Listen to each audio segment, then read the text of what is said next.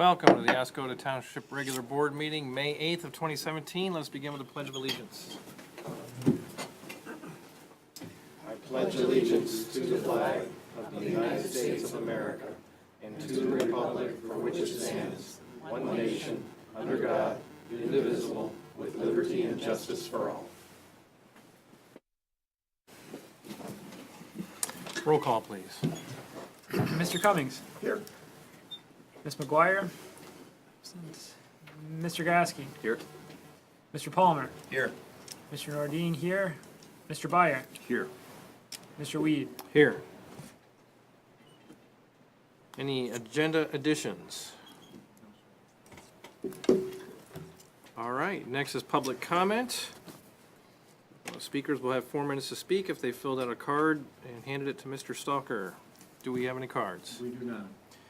All right, next is consent agenda. We have the approval of minutes for April 19th, April 21st, April 24th, and the closed session for April 24th. Any comments regarding the minutes?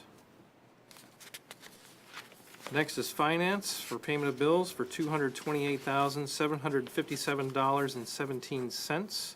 There's also prepaid from May 22nd of $2,712.57 and checks for May 9th for $226,044.60. Any comments? Next, informational items from the superintendent, which is the step van purchase documentation, skid loader cost, and Old Orchard Park boat launch status. Any comments on those? Hearing none, I need a motion to approve the consent agenda. So moved. Motion by Mr. Gajewski, support by Mr. Cummings. Roll call. Mr. Cummings. Yes. Mr. Byer. Yes. Mr. Nordine, yes. Mr. Gasky. Yes. Mr. Palmer. Yes. Mr. Weed. Yes, motion's passed. Next, subcommittee reports. Have we had any subcommittee meetings in the last few weeks? Regarding roads, I'm been in contact with the road commission regarding patching. Spring is the worst time for that, and the key road is Interlake. Yeah, falling apart pretty good, major holes. So if there's anybody else that's noticed any major holes, I can add them to the list. I'm focusing on the one road right now. So it's a connector road connecting Cedar Lake with US 23. So, but anyway, I just went through a local fast food place. I guess I better hide the name on the coffee cup here, but they need a little patchwork also. But it's a secret where I went. So. All right, next on to reports. First is the fire department recommendation for promotion to lieutenant. Prior to starting any discussion on this, I wish to make a motion that Mr. Weed be excused from this section of the meeting and abstain from any voting on this, and that Mr. Byer take control of the meeting for the duration of this subject matter. Just to clarify, this is because Mr. Richard Rudowski is my brother-in-law. I support that.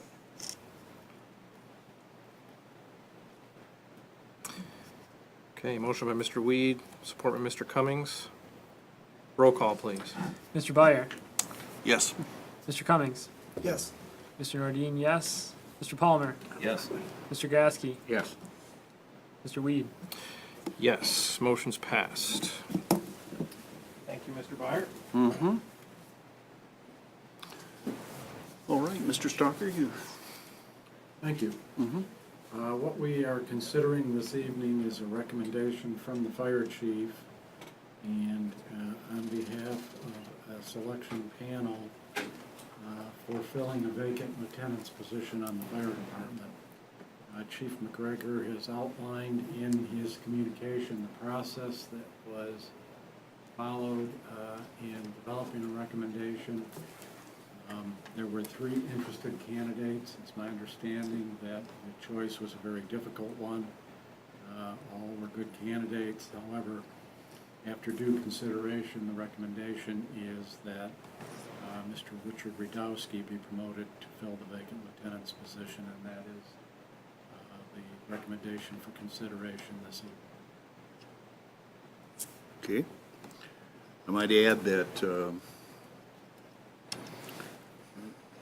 no person on this township board, including the supervisor, or Mr. Stalker, the superintendent, or Ann, had anything to do with the choosing of this.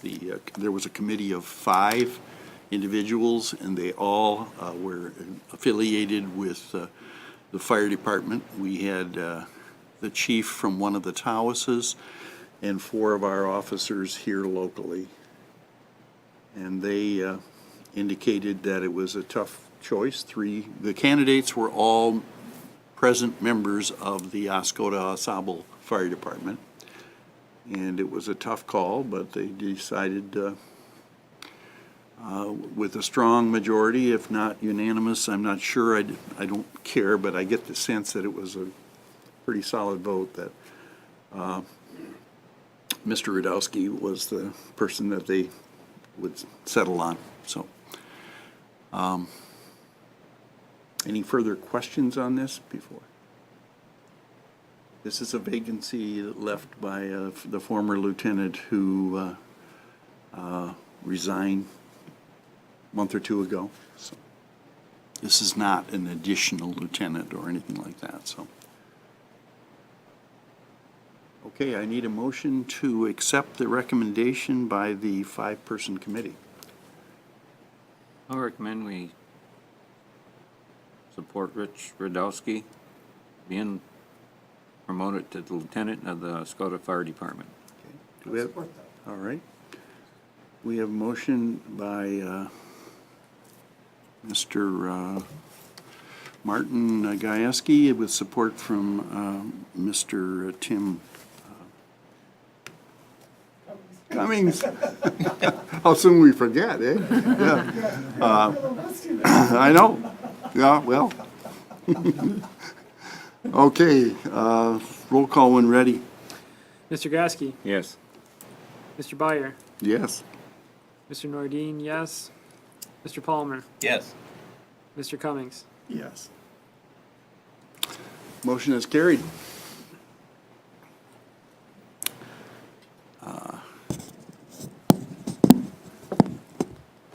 Sorry about that. Nice to have you at the helm again, even though for a few minutes.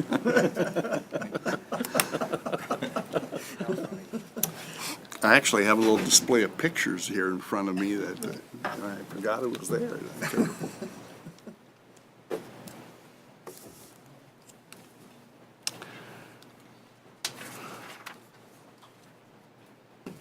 All right, next drop-off refuse extension agreement. Yes, we had talked about the program previously, and there was interest in scheduling something in a June timeframe based on discussion, but prior to talking about a date, it's necessary to consider an extension agreement for the existing contract, which you might recall would terminate August 1st of this year. The extension agreement is structured to run through the end of the year in the event that the board wishes to hold a second collection event later this summer. Spoke with the attorney, and we can in fact go beyond the original termination date for that contract. So thought is we'll preserve that option with a year-end date. So acting on the extension would be one action item. The second action item would be consideration of June 17th as a collection date. That appears to be a good fit, gets us by some of the rummage sales in the community and that kind of thing. Folks should be back in town from southern environments, etc. So appears to be consistent with the board's direction and works for our vendors. So those would be the 2 action items. Any comments? Well, I can say as first part of April, I made a trip throughout the township in our national forest, and I see very few people throwing stuff in the national forest in Oscoda Township. Well, then I went south of the border to our neighboring township. Man, what a disaster. South of River Road is just terrible. But I think by giving, possibly, we'll have to, I'm gonna keep an eye on it. If we have to go with 2 of these, I'm gonna make that recommendation. But right now, I think 1 is sufficient. Any other comments? I asked a question before, and this is a selfish question. Are they gonna let you bring in televisions? Did I you? don't have an answer, certainly I can get back to you on that. All right, if you would. Yes. I should note also that the program flyer is structured to assume we will sell daily permits. So that's what we had discussed, and I should point that out specifically. Yeah, I saw the change in the wording. Right. Yeah, thank you. I move that we authorize the supervisor and clerk to execute this contract with Sunrise Disposal for a drop-off refuse collection service. Support. Motion by Mr. Byer, support by Mr. Palmer. Roll call? Mr. Palmer, Yes. Mr. Byer, Yes. Mr. Cummings, Yes, Mr. Gieske, Yes. Mr. Nordine, yes, Mr. Weed. Yes, motion's passed.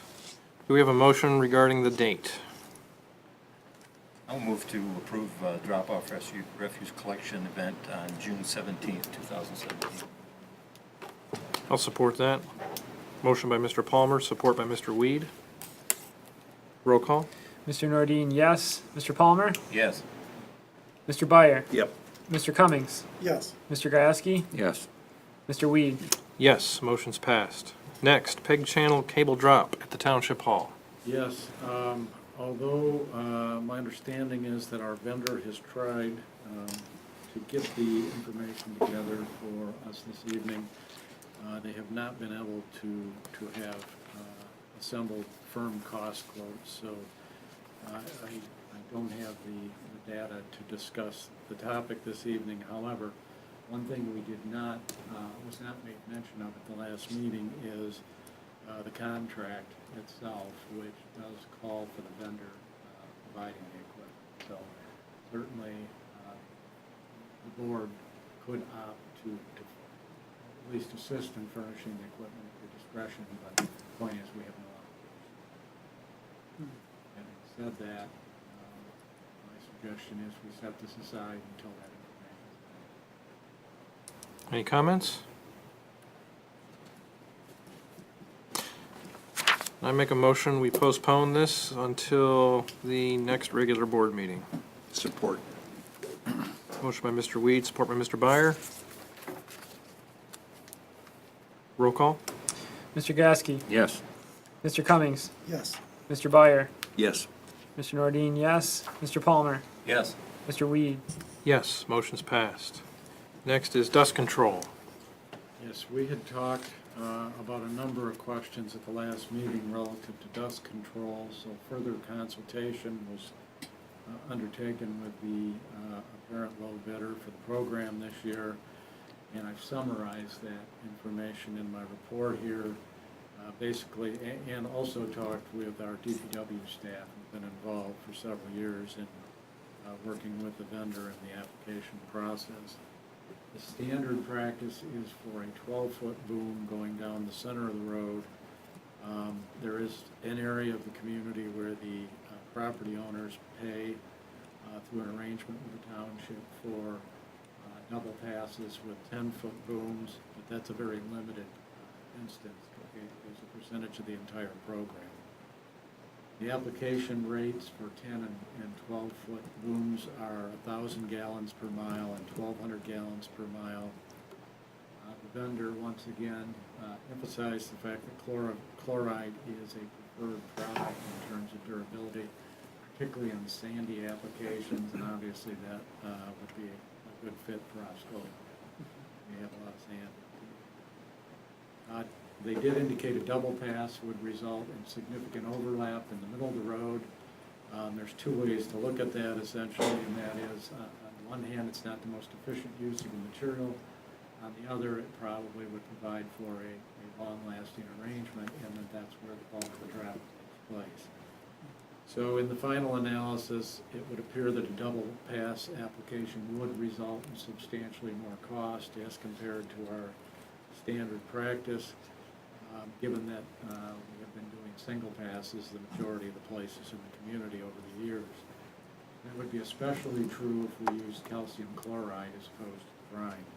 And we talked about the cost difference in the last meeting. So, with that information, I'm seeking feedback from the board as to the preferred product to use, chloride versus brine, the application methodology, single versus double passes, and the number of application events. Again, I think that probably is somewhat dependent on which product we use.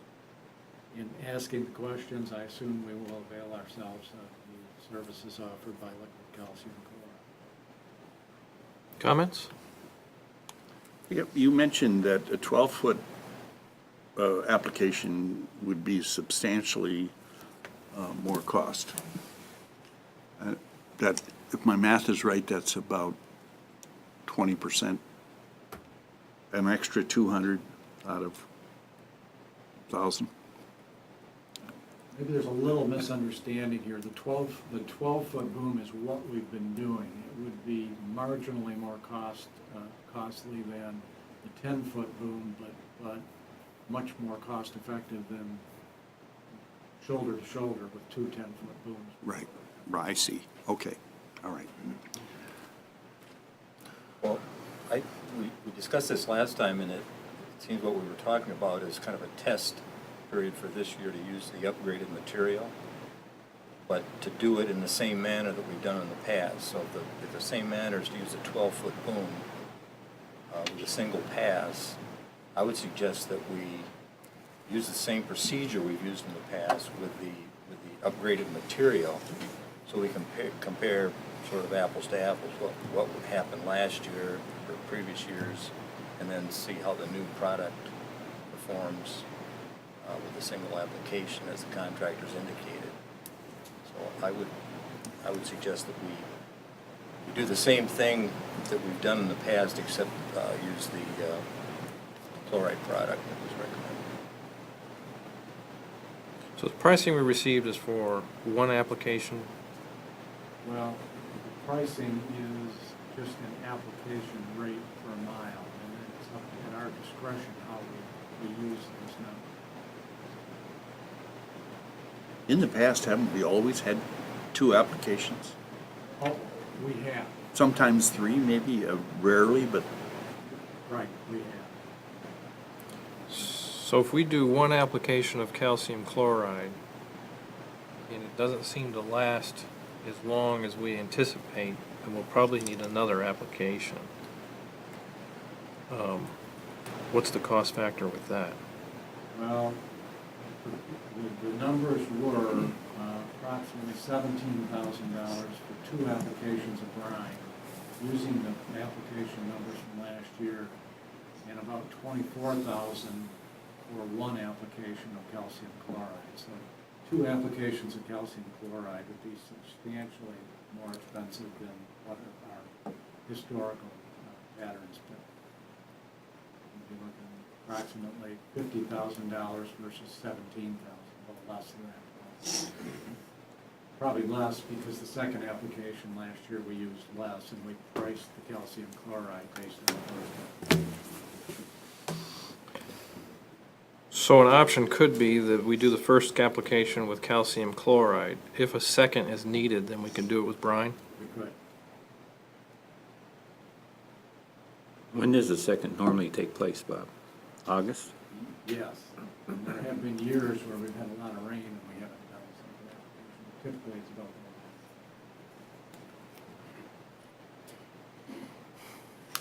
that. Is the Van Ettendam Road one that we put the dust control on? I'm sure it is, yeah.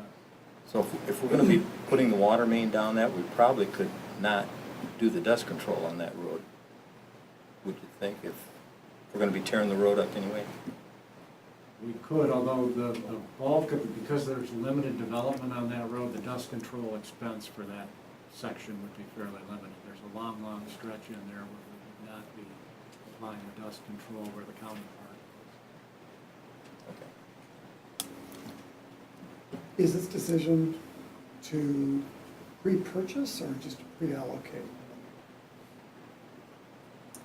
I'm not sure. Just wondering if do we decide that we're going to buy both passes, but let's say to the point that we were making earlier, the weather prevents us from running the second pass. So do we end up having paid for the chloride that we then don't use? I got you. We do not. We pay as it's used. Okay, fair enough, so we're just allocating money. Any other comments? I make a motion that we do one application of calcium chloride, single pass, 12-foot boom, using liquid calcium chloride sales. And if a second application is needed this year, then we use the brine substance from the same contractor. Support. Motion by Mr. Weed, support by Mr. Palmer. Roll call. Mr. Byer, Yes. Mr. Gasky, Yes. Mr. Cummings, Yes. Mr. Palmer, Yes. Mr. Nordine, yes. Mr. Weed, Yes, motion's passed. Next is contract agreement for environmental consulting services. Yes, I had put a draft contract in the packet and indicated I was hopeful we could be in position to consider approving that document this evening, and that is in fact the case. The contractor has actually signed the document, so in the form which it is found in the board packet. So that would be under consideration this evening for approval in terms of the supervisor's clerk executing the document. And a second potential action item related to this topic is an email communication that was distributed with some dates on it for a work session. If we include that relative to those dates, perhaps we could talk about the work session. Comments?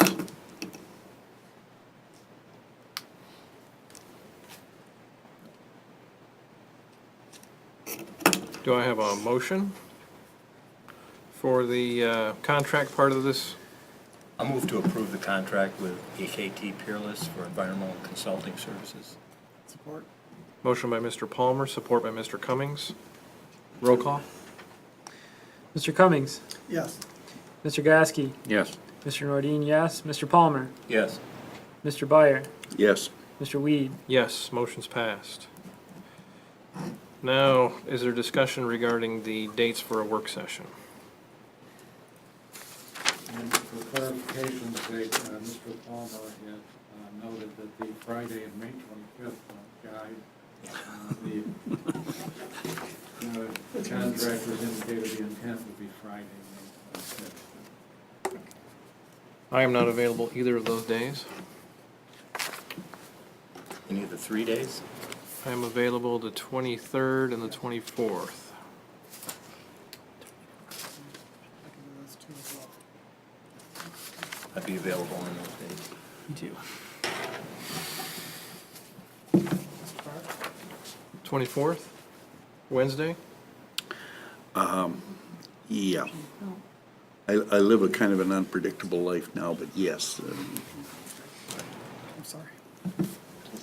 Thank you, Mr. Was that one of the Cummings. options? It was not. I don't think they offered the 24th. It's the 22nd, which is a board meeting, the 23rd, which is the Tuesday immediately following, and then the morning of the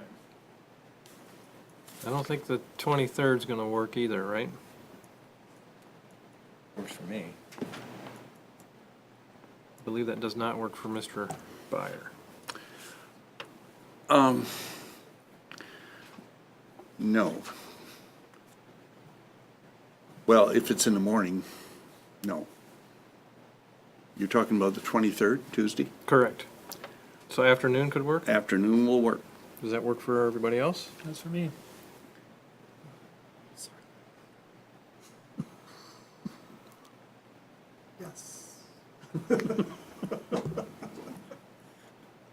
I don't mean to be the big roadblock. I can, even in the morning, I could attend for an hour and a half or something like that.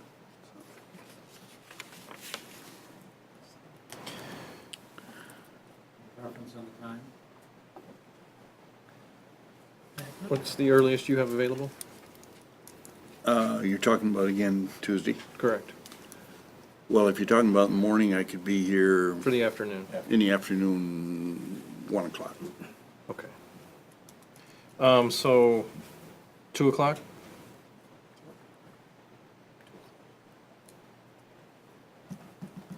And are we allocating, what, maybe 2 hours? At most? Okay.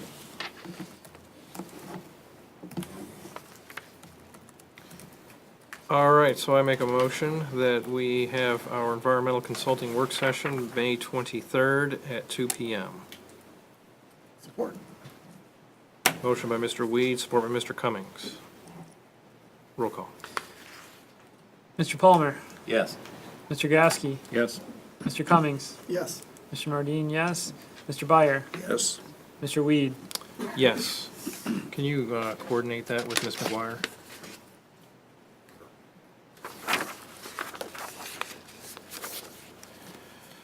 Next, shared services cost allocation. Yes, one of the tangents that came out of the police department assessment study was an expressed desire on our board to evaluate the cost-sharing relationships we have for the various services we provide to neighboring municipalities. An outreach was made to the MSU Extension Service, you might recall. They had provided feedback to us many, many years ago when a similar question came up at that time on behalf of DeSable Township. The gentleman who did that analysis has since retired, but an offer was made to have a current board member who is also the Delhi Township manager review information submitted by Oscoda Township as preliminary step in the endeavor. So send him some budgetary information, the contracts, all of which hopefully painted a pretty clear picture of how we allocate those costs. After he looked at the material, a discussion took place, and the upshot of that discussion was the fact, from his perspective anyway, the current cost-sharing relationship is typical and reasonable. There's nothing inherently wrong. It's a common approach and an acceptable methodology. However, it was indicated that an argument could be made that this arrangement could be more realistic in that it does not account for certain cost elements, such as administrative overhead, building and facility costs, and those types of things. Well, the other one was asset management. We had talked previously in relation to this subject about both administrative overhead and building infrastructure, and one of the things I kept packing was a very rough calculation of how those factors would affect police department cost-sharing costs using data that we now have. Fire department would be a larger impact from a building standpoint because of the percentage of the building, as you might imagine. In terms of the asset allocation, it would seem that an argument could be made that that's being accounted for through the fire department equipment fund cost sharing, where the vehicles and the fire department equipment are a huge part of that asset evaluation and necessity for cost sharing. If we were going to consider any type of an adjustment, it was suggested that it be done over an incremental period and the discussion take place with our partners prior to anything being changed, so that there was a mutual understanding. John Helsingas, the gentleman's name, emphasized the fact that good relationships are critical and open communication. Essentially, we're in a position where we have a mutually beneficial situation, and we want to maintain that going forward. And I should, by way of explanation, indicate that part of the reason that it was suggested that we talk to him is Delhi Township has a number of cost-sharing relationships with adjoining communities, so he's quite familiar with the dynamics of this relationship. I'd also received some information from the MSU Center for Local Government Finance and Policy, which was sent out earlier. It was omitted from the packet. I sent it out earlier, and that's what's on the board table. When I asked for a definitive cost for an analysis from them, they essentially said, what data do you have available? And I thought it might be helpful to facilitate this discussion this evening to show you the type of data they would be looking for, put together a detailed proposal. Some of it we have, some of it we do not. So this memorandum focuses on the police department, the fire department. They suggested that another division of the extension service could probably give us some feedback on the police department and evaluating that cost-sharing relationship if we so desire. So it's my thought at this point that we potentially take some time to chew on this information and maybe revisit it as part of the budgeting process later this summer or early fall. Certainly we don't have to do that. But I think we have enough information now in sort of a rough outline to at least have an idea what we might be able to do if we wanted to change it in the rationale for doing it. And then we could refine that information and engage our partners in discussion if the desire was to change the method of operation. So this is information. Bob, in the past, we've had an agreement with Wilbur Township, or at least part of Wilbur Township, for fire service. Is that correct? It is. And we still do? We do. Okay. But not police. They rely on the sheriff's department and the state police, is that right? Presumably, yes. Yeah. So I guess what I'm saying is if you wanted to work something out, and we still do have an agreement with Wilbur on fire but not police, you'd have a little bit different formula to use for the two. And I guess another difference is I've never really counted what percentage of our fire department are residents of Oscoda Township, but it is a significant participation, I'm sure. And I don't think we have anybody from Wilbur that is a volunteer fireman, do we? Can't say for certain, not that comes to mind. Yeah. But I think that contribution should be considered, you know. Where do you live? And are you helping us out in the volunteer fire department? So. I should note too that Wilbur was very accommodating in terms of when we changed the approach relative to the fire equipment fund. They're paying an increased cost as a result of that also. Mm-hmm. So there's been an attempt to be consistent there. Right. Hopefully. Any other comments? All right, next, the Community Development Coordinator, informational item for the water main extension project. Okay, thank you. I wanted to provide an update this evening in regard to the municipal water main extension project that's being funded through the USDA grant.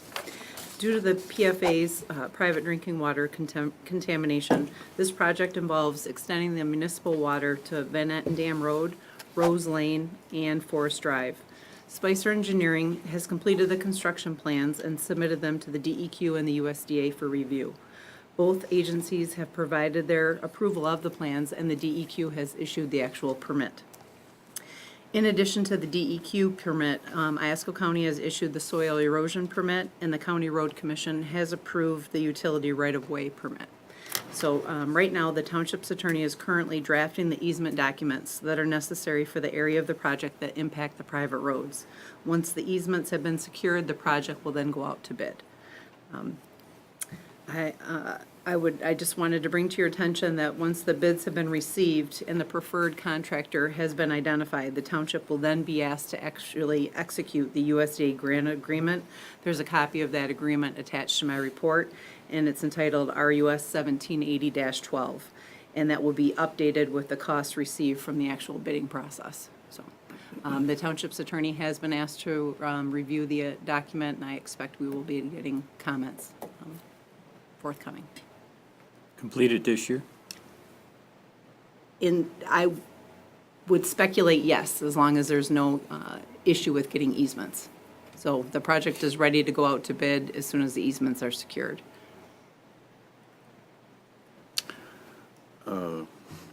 I think it's paramount that we move on this fast because of our situation with people's drinking water, number one. And number two is we're the recipient of a $500,000 grant from last August. And if it takes us a year to use it, I can see down the line, if we're trying to put the pressure on the Air Force or the state or anybody else for financial help, and they're gonna say, you guys had $500,000. I know you couldn't have used it last August, and then Right. you get into winter and construction problems, I understand that. But I think the sooner we get going on this, the better for people's health and for future applications for money. Well, again, the And- bid, and I'm- yeah, the bid documents have been reviewed and they're ready to go Yeah. out to bid. So, but when you go out to bid, I think it has to be open for 6 weeks. I believe that's the USDA requirement. And then it takes a couple weeks to evaluate and then, award. I mean, the project itself isn't a huge project, really. It's not, I rest my case. right. We are, So- And I'm not, this is not a reflection on you Mm-hmm. at all. But I mean, if there's anything you can do to expedite this, do Well, it. when the easements are ready, we will be going door to door, giving a notice that we're going door to door to have people sign. So, and that would be, I think, the lengthiest process, but Okay. hopefully. we are working it rapidly. Mm-hmm. Where the caution comes in regarding the easements, why we all of a sudden get like pending, no problems with the easements, is we don't know if we're gonna meet resistance from property owners, because we've been made aware there's one property owner who's shown resistance to easements for a while now. Hopefully, they won't show resistance to this particular Right. issue here, but because of that, it creates that we may get a delay, but it won't be because of the township. The previous easements have been for utilities, to bring in gas. Right. And, that is kind of some people don't care about gas and, just would want the propane. I would think with this type of project and understanding, having potable water to their home, could affect their property values, moving forward. They might be more inclined, Yeah. to sign that easement, whereas before they weren't for the other source, so. But we'll push them through or knock door to door as quickly as possible. What are we looking at, about a mile and a half length with all three projects? I guess I'm not sure. Rose Lane is very short. I mean, it's just bringing it a meter pit in. Forest isn't that long. I'm not sure the total length. I could Oh, get we're that not answer on the back full to you. length of Rose Lane. They're just gonna put a meter head in there? Right. And then it's the property owner will bring Go the from there. individual service to each Okay. trailer from there. Is the public domain process as a final card, is that possible? Let's hope it doesn't come to that. Yeah, I agree, but it's there. Okay. It could be, is the answer, but that is a lengthy process. Yeah. So, Okay. Is there any priority on which one of these will be, what order they'll be taken, or You mean for what do you mean? the The construction part of the three? Will they be able to do all three simultaneously, or will they start on one and do the other? Just wondering if there was some, I think we'd have to wait to get the contractor on board and see what the plan is from there. and then determine which one you'll do first, second, and third. Right. Do we have a preference, which? I don't believe so, no. probably depends on the size of the contractor ultimately, gets the job.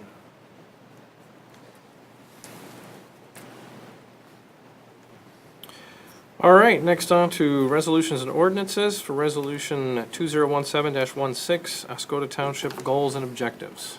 Yes, this resolution is the result of the numerous work sessions we've had to develop a goal statement I've included a track changes version which shows the modifications made as a result of the most recent work session, and at that time, the consensus was that we should be at a point where we can move forward and consider a final document, thus presentation of the resolution this evening. Hopefully, these final changes reflect discussion accurately at that work session. If that is in fact the case, then we are potentially in a position to adopt the goals, obviously with any changes the board might feel are good. Any comments? There was an open question about the community center under goal number 1. I don't recall seeing it unless I'm ever looking. On page 6, yes.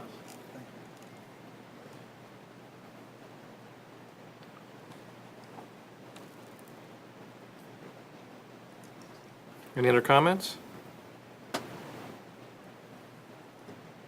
Do we have a motion? I'll move to approve Resolution 2017-16 regarding township goals and objectives. Support. Motion by Mr. Palmer, support by Mr. Gieske. Roll call. Mr. Palmer, Yes. Mr. Byer, Yes. Mr. Nordine, yes. Mr. Gasky, Yes. Mr. Cummings, Yes. Mr. Weed. Yes, motion's passed. Next to other, we have the IET Iron Bell Trail project status. Yes, there had been a meeting scheduled that we thought, and there was a little bit of miscommunication with participation of various parties. That meeting did not happen. Yeah, this is a topic that I suggest we set aside. Hopefully a meeting will take place later this week. Thought was that we can potentially establish some kind of a direction that I think we got up the board. We being Mr. Palmer and myself, designated to trail. So we can postpone that. All right, then next is the draft medical marijuana ordinance. The Planning Commission had asked that the board have the opportunity to review this draft ordinance. They've spent a fair amount of time and effort putting the document together. They are looking for input as to potential modifications that the board might believe appropriate. Continue to work on the document as I understand it. The goal of trying to have a finalized document later this year. It's informational with the hope that the board will. Any comments? I do have one. I wanted to ask officially that those on the planning board and either running it or members of it, make it a point to not treat the ordinance like a business as usual. Provide a public opportunity to discuss it, even though I know the zoning board meetings are open to the public. I think it may be appropriate, given the circumstances of this topic, to have some kind of a town hall open house or some special opportunity to have people discuss the implications of the zoning and ordinance, etc. So I want to say that again, as we did bring that up in the planning, strategic planning meeting.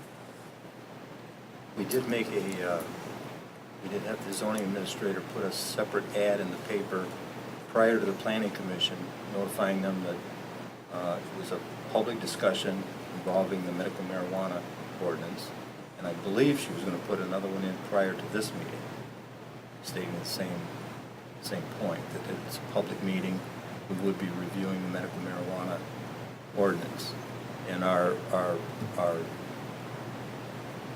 operation that I've mentioned before was that we wanted to have as many eyes on this document as possible. So Yes. we presented to the planning commission everyone there had had a chance to read it and review it. Didn't have any negative comments or any changes to be made, so we wanted to bring it along to this board, and I would suggest that the options would be if everybody's had a chance to review it, then we could move forward, because our plan is then to send it on to our attorney to actually draft the ordinance. If this board has not had an opportunity for everybody to read it sufficiently to make comments, then I would suggest we bring it up again at our next meeting, if everybody has a chance to read it thoroughly, and possibly review the Public Act 281, which this comes from, and we can review it again at our next meeting. But my suggestion at that point then would be to make a motion or a suggestion that we send it on to the attorney to actually write the actual ordinance. And we are in the process now in our subcommittee of writing the permit that will go along with this ordinance for people to come in to get a permit to activate this. So actually, I think the permit is a little more difficult to write than the actual ordinance itself. So we're in the process of doing that now. So at this point, the attorney has not seen the draft document? No, Well, after this. and I spoke with him early on in this process and told him what our modus operandi was, that we would draft the ordinance, present it to the planning commission to have eyes on it. Once it was approved, if there was any changes to be made, we'd take it back, revise it, and bring it to this board to have more eyes on it. And if there were any revisions or suggestions to be made, we'd take it back and then bring it back again. Our attorney seemed to think that in most cases, he prefers to be involved in the early stages of anything that we do. He said in this particular case, he thought it was best to have as many eyes on the document prior to him getting it. So he was on board with our plan of attack for this. This is where we are at this point. Bill, did you were, Bob's here too, have an opportunity to review Oregon and Washington State's ordinances on medical marijuana? Well, they're a little different because they've legalized recreational marijuana, but That's what I'm getting at. Yeah. You, they're in a real mess with that. They're in a real mess with that. What do you mean by that? So many applying, so many doing it illegally. It's something to look into. You're gonna have that recreational marijuana included into this. well, It is recreational interesting. marijuana hasn't been approved yet. I know, but So our ordinance would only affects Public Act 281, which sets up the regulation for the licensing of the I marijuana. understand that, Bill, but there's And what we have stuff to there do that we're is- not seeing. What we have to do is decide whether or not, because that's what the whole act provides, is if the township opts that they don't want to have it in their jurisdiction, then you simply don't write an ordinance and nobody could get a license. It was our understanding that this board had decided to have us go ahead and write an ordinance for this particular subject, and so that's what we're in the process of doing. And this is it's going to be a big business here in Michigan, I believe. You think thought you that have in to- Washington and Oregon too. Well, I think you have to look at it that it's a business. I think, And one more question, is it anyone's understanding that there is already intention in 2018 to pass or to support, present legislation for recreational marijuana? There's a petition drive on right now to put it on the ballot. They don't So- have enough signatures yet, but they're working on it. So this could be viewed as potentially transitionary. Yes. Very easy.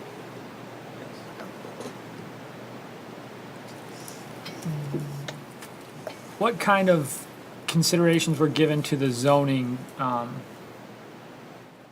areas that the different license types could operate in? Is it mandated? I haven't had a chance to read the act, which I'm going to, but does the act call out what can be, which licenses can operate in which zones? And then did you guys Yes. alter that at all, or? the only one that's regulated by statute is the grower. And a grower can only be in an industrial or an agricultural district. Okay. That's a state law mandates that. The other facilities that would be licensed, none of them can be in residential. That's number one. Most of them would primarily be in, we're looking at probably our industrial area, the wordsmith area. The provisioning centers can be in the B1 district, B3 district, generate business district, so.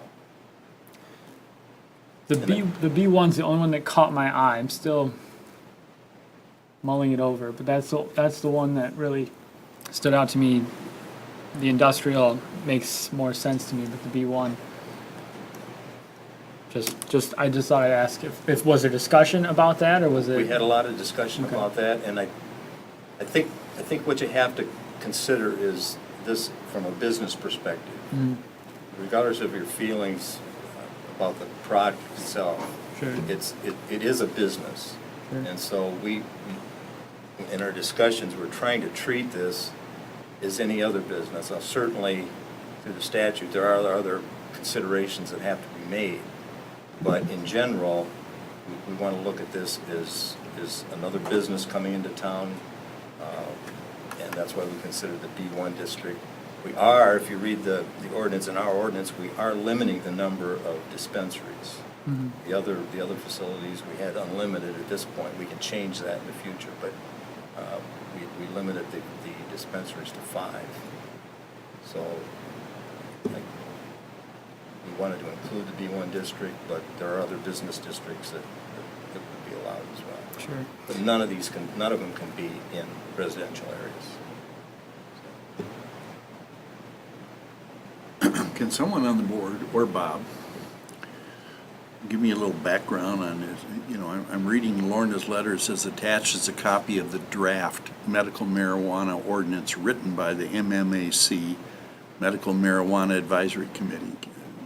Tell me a little bit about this committee. Is it a state-sanctioned committee, or? I think it is a subcommittee of our planning commission. Yes. Okay.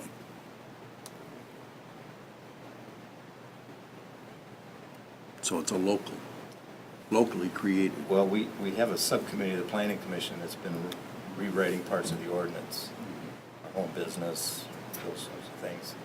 The planning commission felt that this was an important issue, that they wanted to focus solely on this, so they changed the name to the Medical Marijuana Advisory Committee. Okay. Which is where we are now until this project is complete.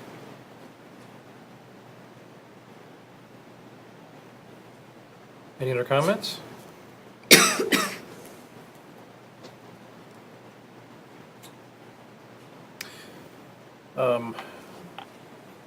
So for those who have read the ordinance, or is there any concerns with the current draft?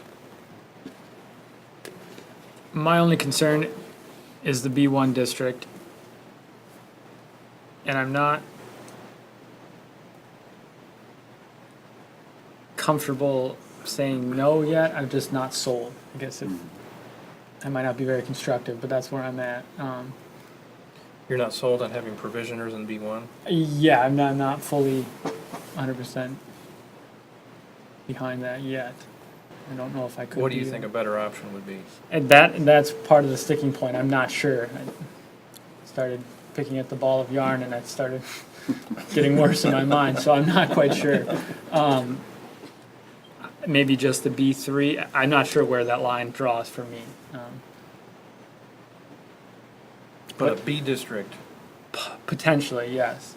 I'm with you on treating it as a business, and I understand the logic, and it follows right up until we get the customer walking in and out the door in the B1 district, and that's where I falter. So I'm not saying I have a problem with it. I'm saying I'm just still. I think, John, I agree with you. It's a tough one. There are a lot of, the location of dispensaries, zoning, the permit application, is it sloppy or tight? My thought is medical marijuana has a lot of potential. and a lot of value and use, but there's all these other things that better be a good ordinance, you know, so.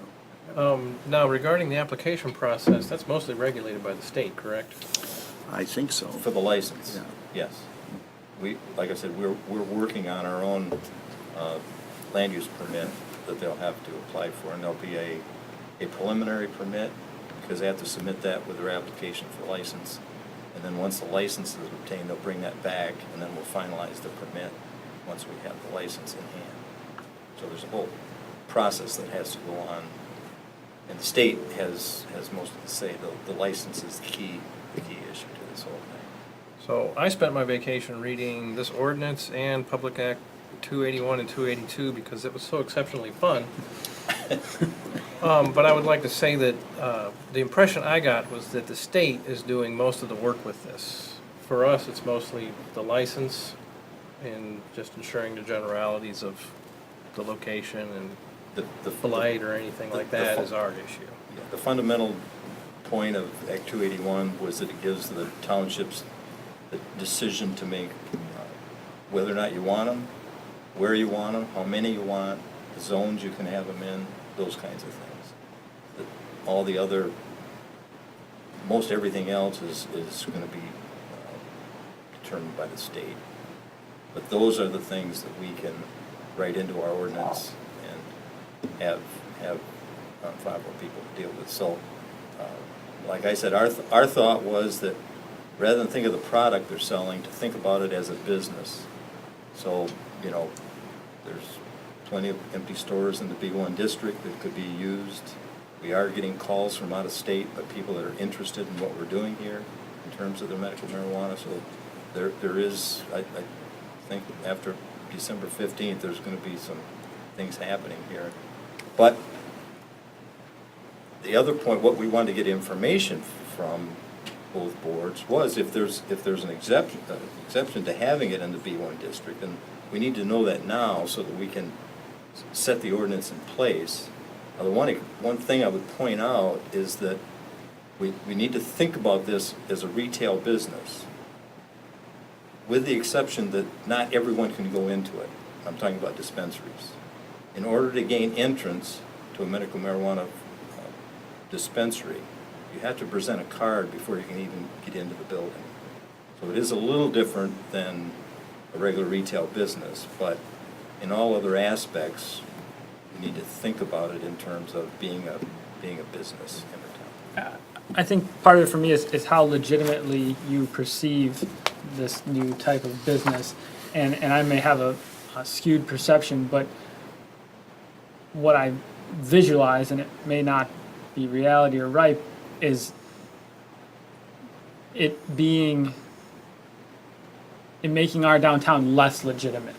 I get that there's empty buildings and I want to fill them. I wonder if people driving through Oscoda would drive downtown 23 and see something and not take our downtown as seriously as they could if it wasn't there. And it may all just be perception. This may be a very low-key business. You wouldn't think twice, you wouldn't notice, do a double take. And I may be thinking about visualizing it wrong, but when I think about it, that's what sets off a... Well, that's a legitimate consideration. That's why we need to make those determinations, so we can put that into our ordinance where what zoning districts these are gonna be in.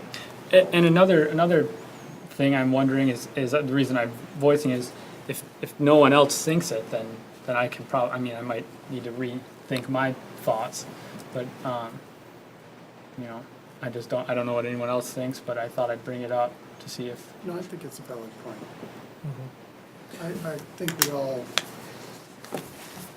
not to overstate it, but I think we all sort of look at the downtown district with a certain degree of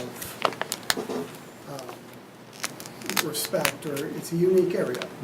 It's not something that's 20 miles and around a corner from something and no one ever sees it. It's really the heart of Oscoda to that degree. And I think in my experience on the board, we've all talked quite a bit about downtown, preserving its quality and making sure that it has the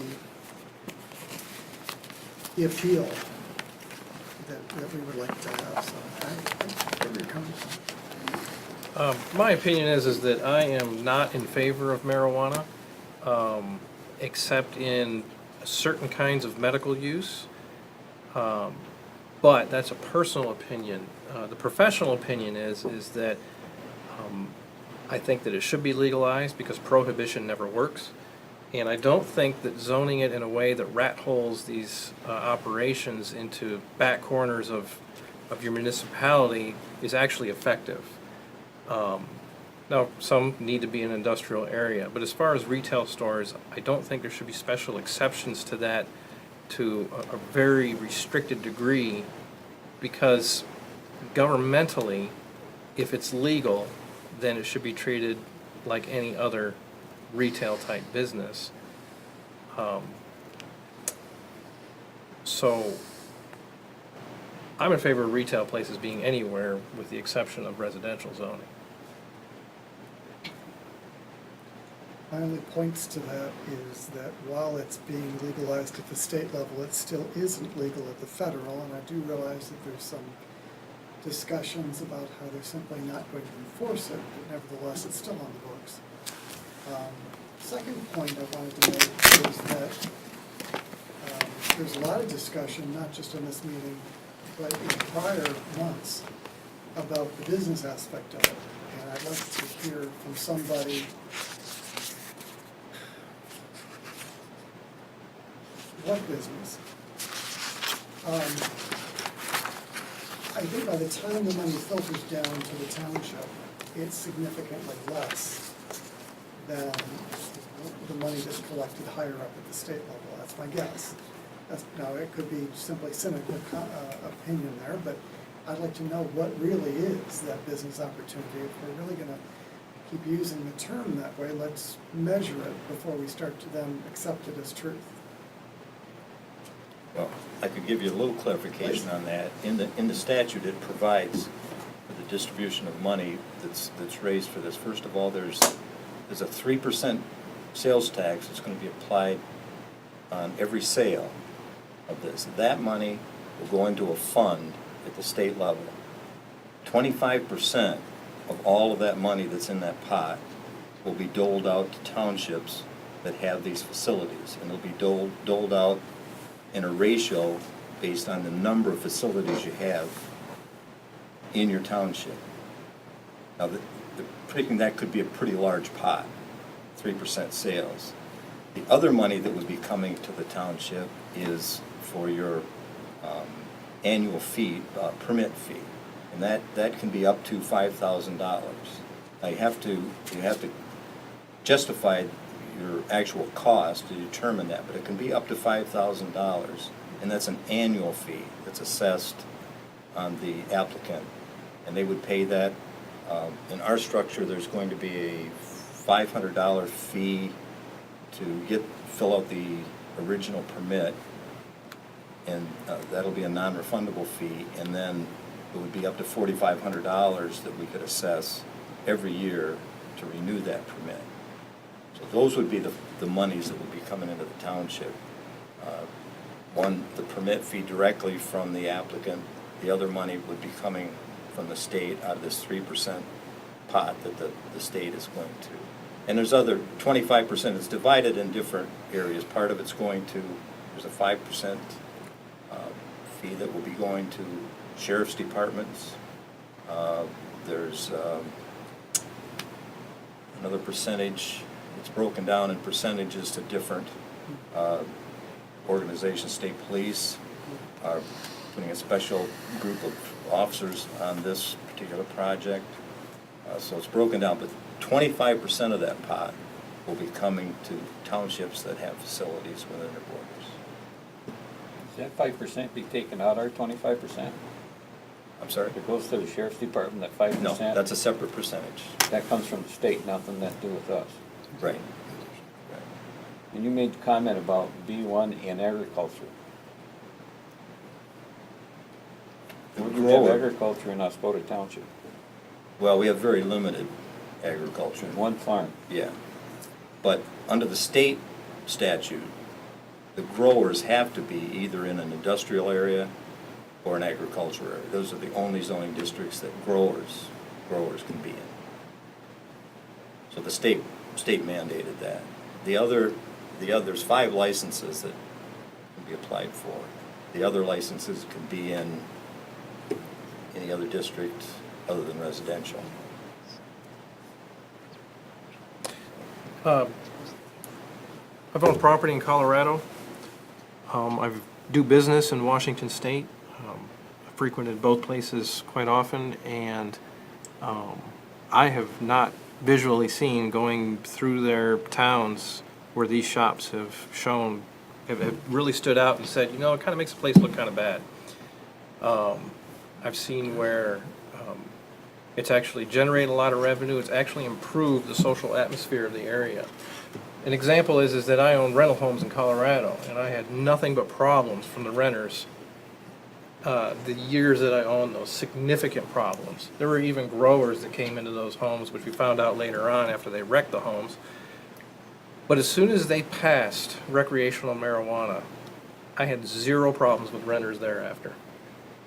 Don't know what it was, but I think it just kind of made it as, now it's legal, now they don't have to worry about some things, you don't have people who are always trying to hide and do shady things gravitating to areas. And I know that we have that happening here, where we've got all this marijuana stuff happening right underneath our noses, and all we're doing here is regulating it and making it into something that's more formalized and actually brings it up several scales to something much more respectable than what we have going on right now.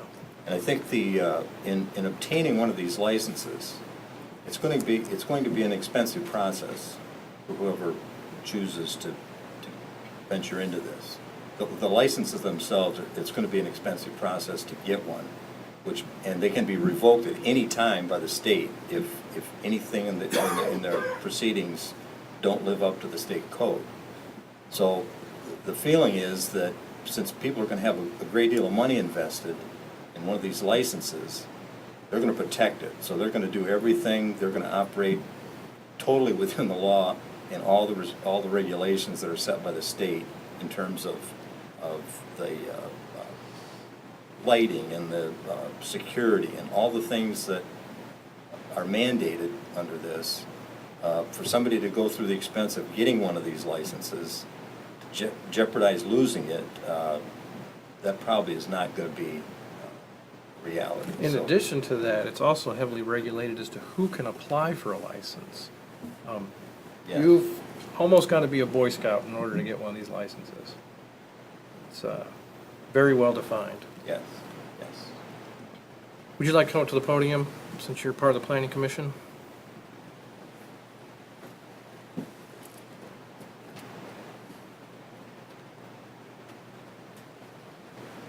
Robert Tazer. I'm on the Medical Marijuana Advisory Committee.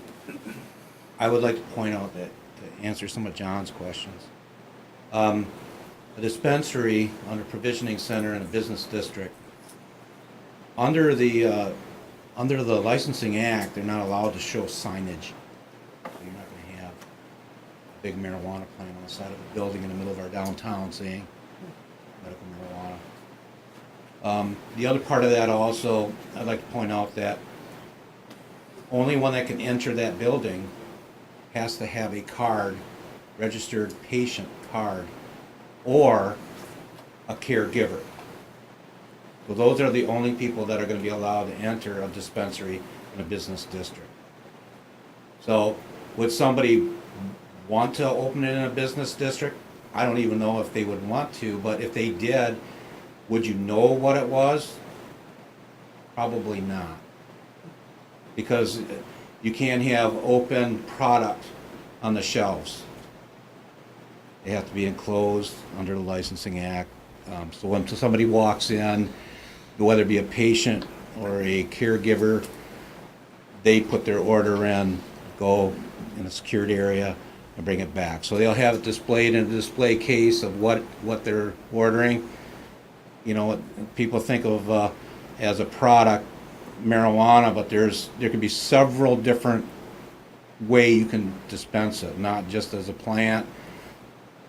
You know, teas, all kinds of, that's what these testing facilities and the other facilities too. They make, one of the processors is gonna make different product. Okay, so, the other thing that I wanted to point out, you talked about how the income coming in. The first year they estimate, in the first year, $711 million into that fund. Okay?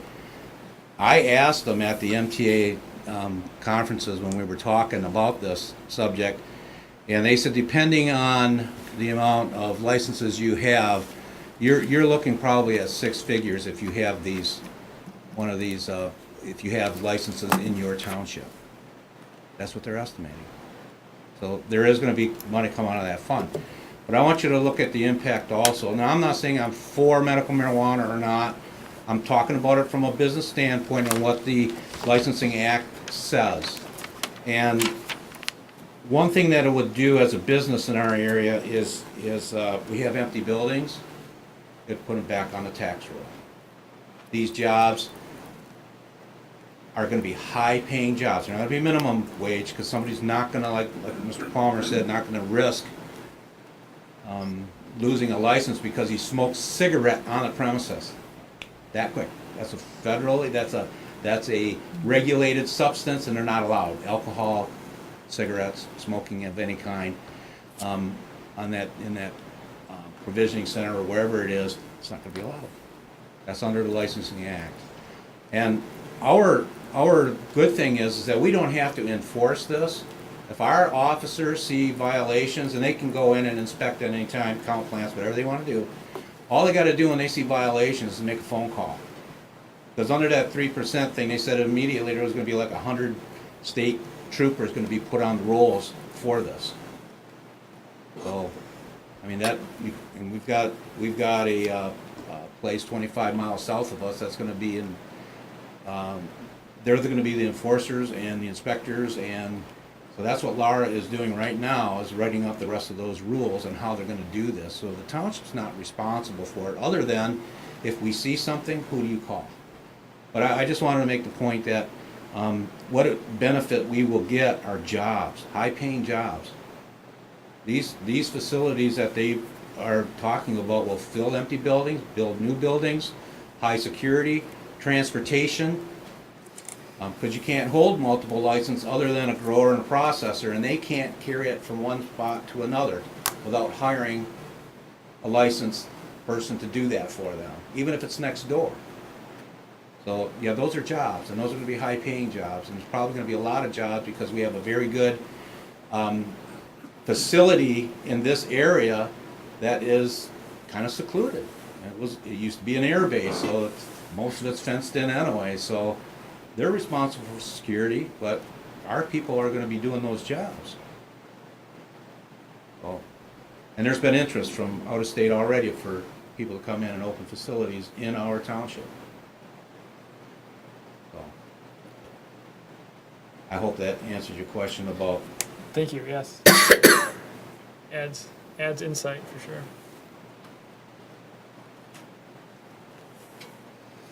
Any other comments? All right, then we are now into the second public comment. Anyone may speak with a 4-minute time limit. If you come up, please introduce yourself. Does anybody wish to speak?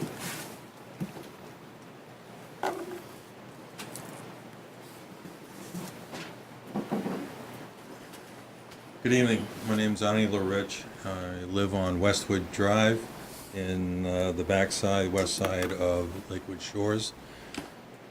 And I'm talking about the dust control. Didn't think I would be talking about dust control at a public meeting, but I think it is necessary. Because I went back to the minutes from the last meeting, and then I've listened to tonight. And I think there are some facts that have not been presented to the trustees, at least in what I've been able to read, what you've been given.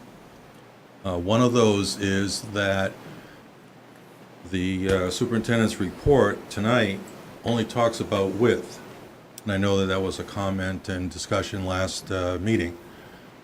But what you don't know, or at least haven't been publicly stated, is that the township program for dust control only sprays when there's a house on the road, plus 200 feet, 100 feet before and 100 feet after. So in Westwood, it's about 3 miles long. The township sprays, or the contractor is paid to spray about 1.3 miles. The rest of that is a couple of 1,000, 1,500 foot sections that are not sprayed at all. And that becomes a very dusty location, but also the road and the fines from the road just get thrown out, and the rocks then get thrown out, so the road just deteriorates. So there's a durability and maintenance issue. I'd like to narrow this down. What I suggest, you voted for a test with the calcium chloride. I commend you for looking into that fact. I suggest you add the following details into your test. Evaluate the center lane program that is presently being done in the township versus the full road. Look at the full road maintenance versus only in front of a active residence. Look into comparable programs on other townships in the county. We've had to talk to the county, we meaning the neighborhood. I don't represent. I've been coordinating for 5 years now, recruited, to collect about $1,000 a year to supplement what the town sprays. And it really shocked me when I found out that the township budget as a total for the whole town for dirt roads is only $20,000. So we're paying for 5% of the town's budget, which kind of surprises me. The numbers don't quite add up in my head. But I think you should be looking at these facts along with your test. The road maintenance, the county, when we call them, they say that Oscoda is the only township that handles the program this way. Sometimes it's regarding the full road versus only in front of residences. Sometimes it's the width issue. You know, it all depends on who you get at the road commission. And I think it should be looking at the durability and maintenance issue, which was brought up. And John, you brought up a question in the last meeting about historically it's been the county that does it. Well, I've been around and around on that issue for the last 5 years. There was a change made in 2011 because of county budget, as far as I was told. How true that is, I don't know. Thank you. Thank you. Anybody else wish to speak? All right, then we're into board comments. Does anybody have anything? Do we have an update regarding the RAB? I have some applications. I'm going to get together with the other selection committee members. I did get just an email just today from the Air Force, and they indicated that they're still putting together an ad to put in the county press. We had a teleconference on April 18th with the selection committee, and they told us at that time that they had already submitted an ad regarding the RAB board, which was supposed to be on television, radio, and the newspaper, which that was on a Tuesday, so I looked at the paper on Wednesday and it wasn't there.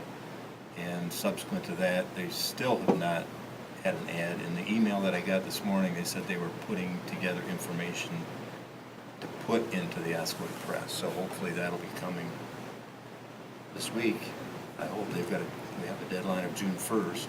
So, but I do have several applications in hand, and I'm going to get with the other selection committee members and here probably in the next week and go over those. We're moving forward. And they are again available at the Township Hall at both the clerk's office and the treasurer's office. And they can be returned to the clerk's office as well. They do not have to be mailed to the address that's on the application. That was a point that I had clarified when we had our teleconference meeting, because I wasn't sure if that was on there for requirement of the Air Force that they be sent there, but it is not. They said they do not. They would like to eventually have a copy of them, but they do not have to be sent to that address. They can be picked up here locally and returned here locally. Any other comments? I have an item. Yes.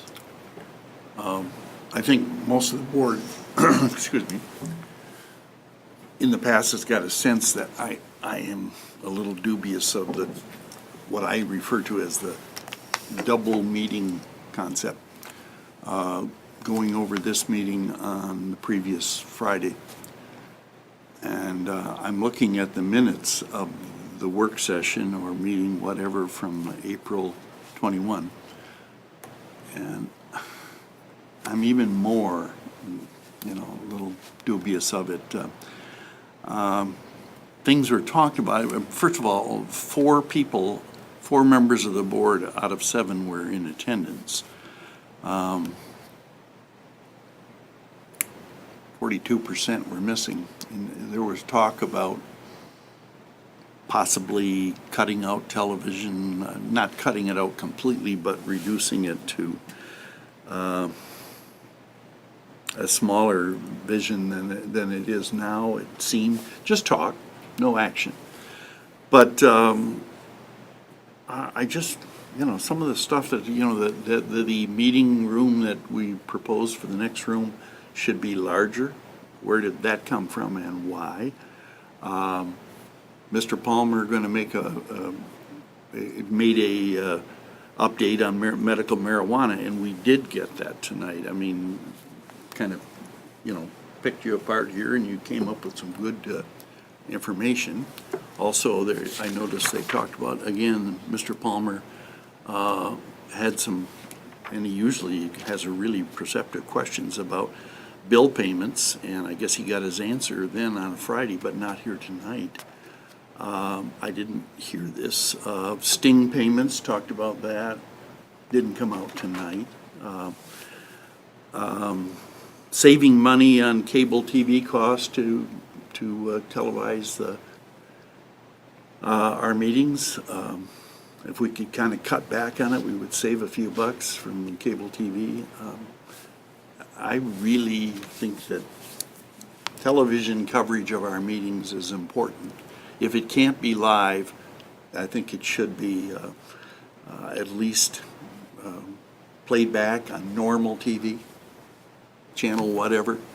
But you talked about some possibilities. Again, I repeat, I understand there was no decisions made, but that's how things start, and I'm thinking this double meeting has gone beyond what it should have been. You spent almost 2 hours talking about that, and tonight we're less than an hour and a half. But on that Friday, it was an hour and 45 minutes. Meeting began at 9 o'clock, was adjourned at 10:45. You talked about the agenda longer than we did tonight, and we had a very long meeting about marijuana tonight. Otherwise, we would have been out of here in an hour. I thought it was valuable information, but I'm concerned about the double meeting and what is being talked about and then not talked about in the real meeting. So, just an opinion. Maybe I'm wrong. So. 2 things, just for clarification. The minutes in the board packet, because of the timing, that was the pre-board meeting work session for the last board meeting. That was really long. So that might be why that one was so long. Okay. All right. It doesn't Yeah. invalidate your concern at all. I just want to, and my hope, because I see your points and I see the concern, my hope for producing the minutes is to hopefully alleviate a little bit of that, to at least get the information that was talked about out there. So that's from where I sit. That's trying to do my part to make it as transparent as possible with the new proposed format.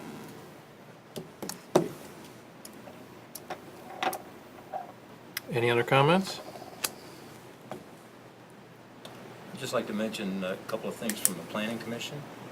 In our last meeting, we approved the land use for a new assisted living project on Cedar Lake Road. Be a brand-new facility. It's going to be built on the west side of Cedar Lake Road, kind of across from Ray's Gym. In that area, there's an apartment building. There's a vacant lot there. They had the architect was here with a plan. Looks like it would be a very nice facility. The master plan, we are still working on. The draft that was sent to us by Spicer Group was rejected totally by the Planning Commission. There was a great deal of misinformation and just wrong information that was in that document that we received. So that was sent back, and now we are going to be in contact with Spicer Group, hopefully a face-to-face meeting where we can go over and resolve some of the problems that were in the original document. So we're still working on the master plan and hope to get back on track with that here soon. And again, the medical marijuana, I'd just like to say that I think it would be best if we've had a pretty good discussion. Maybe we can have some more time for everybody to review it and put it on the agenda for our next meeting to get approval to send it on to the lawyer, or if there's some changes that you'd like to see made, we can send it back to the committee and make those changes. Anything else? I would like to say that in regards to Arnie Larich's comments regarding dust control, we have investigated with other townships as to what their programs are, which is why we came down to the calcium chloride conclusion. We have looked at full lengths of the roads. We've looked at full width versus center line. And most of the issue comes down to the cost. We, as a township, do not receive any money for roads at all. So any money we put into roads takes away from money we could use from other programs. If we do put a road millage on for the vote to the people, and if it passes, then that is a possibility that could generate enough funds to do a very good dust control program for roads that are deemed to not be paved. In some cases, such as in Plainfield Township, where they have a very good dust control program, it's done exceptionally well at maintaining their roads for the long term. So it's a matter of money. And the expense we're putting into this right now actually takes away from what we can do for paving projects.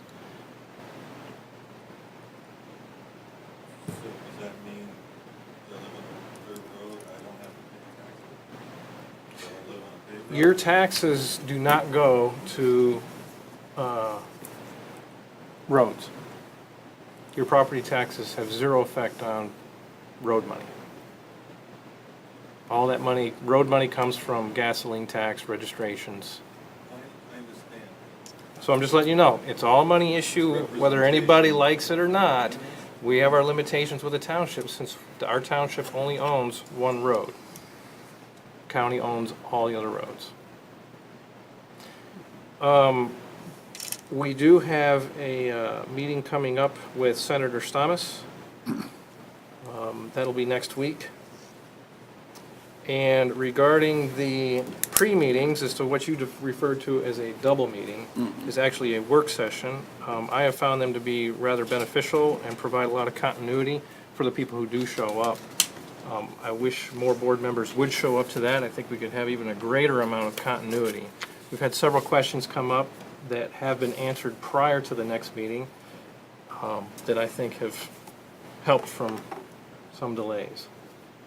So I would love to see you at one of those. Okay. But I probably didn't communicate the way I should have, but I'm concerned about the public, about openness, they don't attend these meetings at 9 o'clock on a Friday morning. And a lot of things, like I said, I gave you a few examples of things regarding sting budget and so forth, that were settled at the meeting, like you said. A lot of things are settled. You ask questions, get things down. And they never come up. The public either watching on TV or physically present here, or anybody like myself that was not at the meeting, we're missing out on that. But primarily the public, I'm concerned about openness to the public, not just an efficient way to answer some questions amongst the board members at 9 o'clock on a Friday morning. That's not my main concern, so. Well, they are open to the public. We do live in a community that has a lot of retired people in it, and That's true. I don't find 9 o'clock to be too big of an issue, except for those who work and come to these meetings. But just like tonight, the people, well, most of the people here are the people who show up to our work sessions that we have in the morning for strategic planning. So, We agree to disagree. I agree with you on that. All right, there being nothing else, I need a motion to adjourn. So moved. Meeting adjourned.